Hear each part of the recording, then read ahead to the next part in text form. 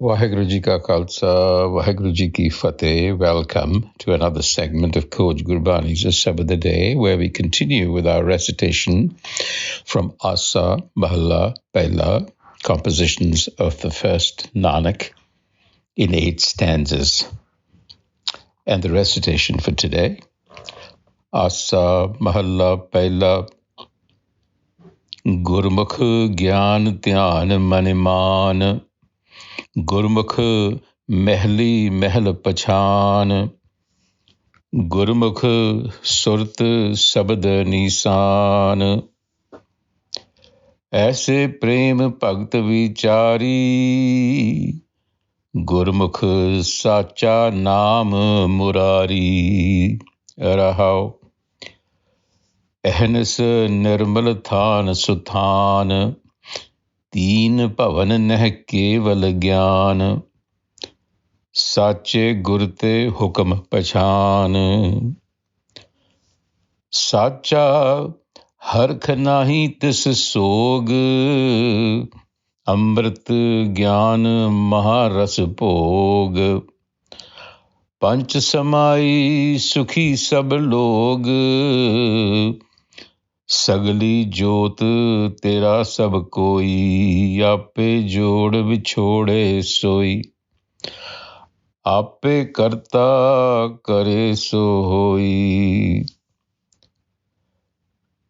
ढाए उसारे हुक्म समावै, हुक्मों वरतै जो तिस पावै, गुर बिन पूरा कोय न पावै, बालक बिरद ना सुरत प्राणी, पर जो बन बूढ़े अभिमानी, बिन नामै क्या लहस निधानी,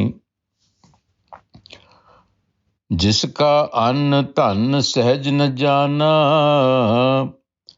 परम भुलाना फिर पछुताना, गल टाही बौरा बौराना, बूढ़त जग देखिया तां डर भागे, सतगुर राखे सेवड भागे,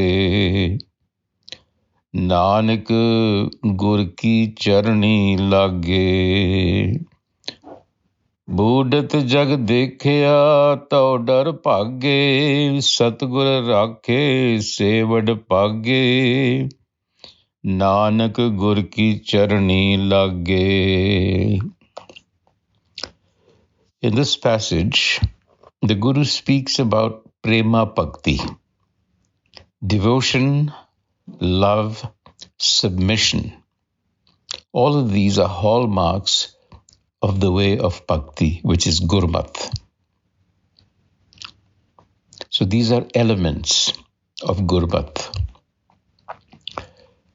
And that is how the essence of the self within us is realized.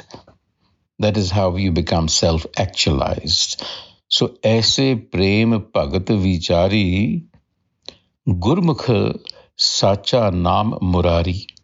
So, aise prem, such a love-filled and contemplative devotee is a Gurmukh because he's mindful of Gur wisdom.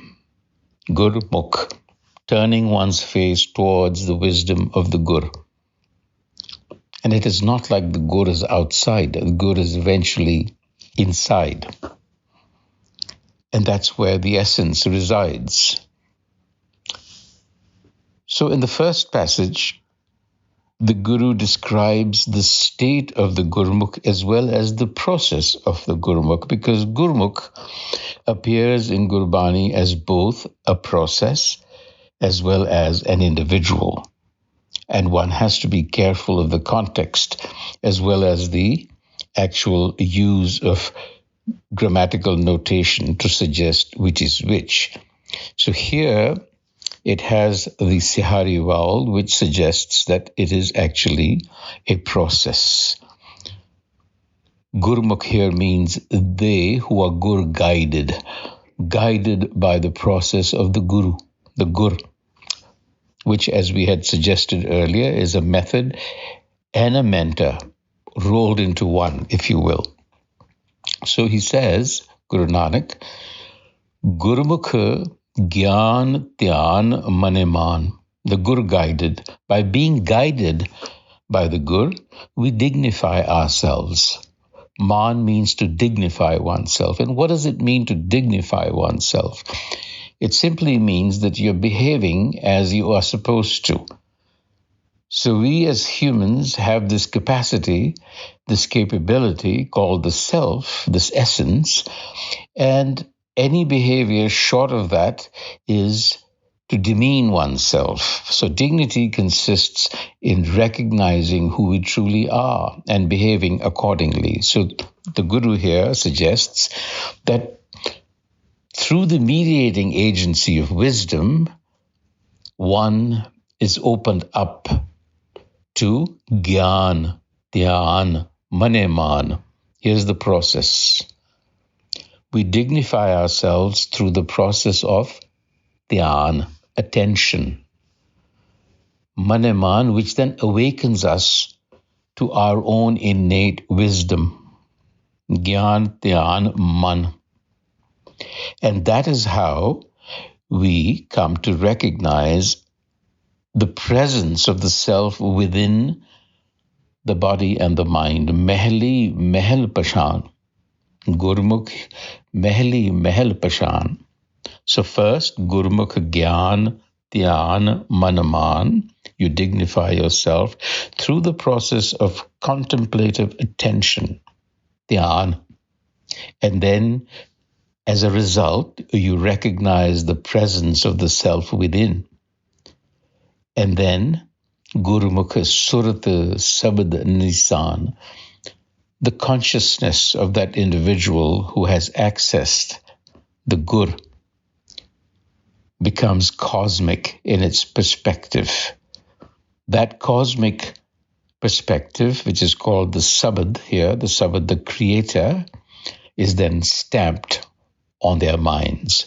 They behave in tune with the Sabad. Ehnis nirmal than suthan teen pavan neh keval gyan sache gurte hukam pachan. Sache gurte hukam pachan. That is the culminating effect. Through the Gur, you become attuned to hukam. Sacha Gur. Even that Gur, that method is perfect. Sache gurte hukam pachan. By following the perfect method, the Gur-guided Gurmukh comes to recognize hukam. And the Gurmukh recognizes hukam to be the wisdom of the universe, Teen Pavan Nah Keval Gyan, because our universe is such that it is encoded with knowledge, and we have to extract it. And so that is how the Gurmukh remains nirmal, untouched by the pull of the ego. Saje kurte hukam bashan, ehnis nirmal than suthan. So you see, there is this notion of nirmal, purity. Purity means clarity, where you can see through without being disturbed by impediments. And the impediment is the ego, haume, which causes a distortion of reality. For those who are now stamped with this consciousness, cosmic consciousness, this is the state of their being, the Gurmukh. Sacha harakhanahi tis sog, transcendence of joy and sorrow. The Gurmukh transcends both to enjoy the life-giving elixir of life. Amrit Jnana Maharas spoke. So this is important. We all tend to look for happiness to the exclusion of its opposite. The wisdom of the Guru suggests to you that the opposites are only apparent in nature. They are not really opposites. They carry within each other the seeds. So there is this penetration of dukh with sukh and sukh with dukh. So it is immature to say that I only want sukh, but I do not want dukh, because they come together. The Gurmukh, however, detaches himself. He transcends this idea of sukh and dukh because these are very transitory. They're constantly changing. And you cannot function the way you're designed to if you are being tossed about constantly. So therefore, Amrit Gyan, Maharas Bhog, you transcend these. You stand above these. You have this sense of detachment. And then Panchasamai Sukhi Sablog. The Gurmukh is immersed in the Supreme Self and brings happiness to all. That is part of being a Gurmukh, of being Gur-facing. Sagli jyot tera sab koi, ape jod vichode soi, ape karta kare so hoi. Now this is realization that comes to a Gurmukh mind. The realization is that the wisdom of the Creator shines through everyone. Sagli jyot tera sab koi. The other realization that it is the source of life. This wisdom is also the source of life. Tera sab koi. It also is the motivator. It motivates some to unite with it. For others, it keeps them away. This is just a play. How it plays this drama, we don't know. Because what it wills will come to pass. Ape karta kare so hoy. So sagli jyot tera sab koi, you radiate through everyone, the radiance of your brilliance, your wisdom. Ape jod vichode soi, you motivate some. In other words, you have doled out roles to play. Not only that, but tae usare hukam samave, hukmo varte, jyot sapave, gur bin pura koi na pave. So through its hukam, it also demolishes, it also creates, and hukam is the agency of its will. Gur bin pura koi na pave. Without gur wisdom, this realization does not dawn on you. Balak bird na surt parani, parjoban bude abhimani, bin nave kya lehj nidani. So now this treasure of knowledge, this understanding, this discernment cannot come to you because in your natural state, in infancy and old age, you're not fully alert. So that's a problem. In youth, well, you're drowned in your own pride and self-conceit. So you remain bereft of virtue, binaname. So how can one be expected to find the treasure of the self in that condition? You need Guru wisdom. Jiska ann tan sahaj na jana, param pulana, phir pachutana, galphahi baura baura na galphahi.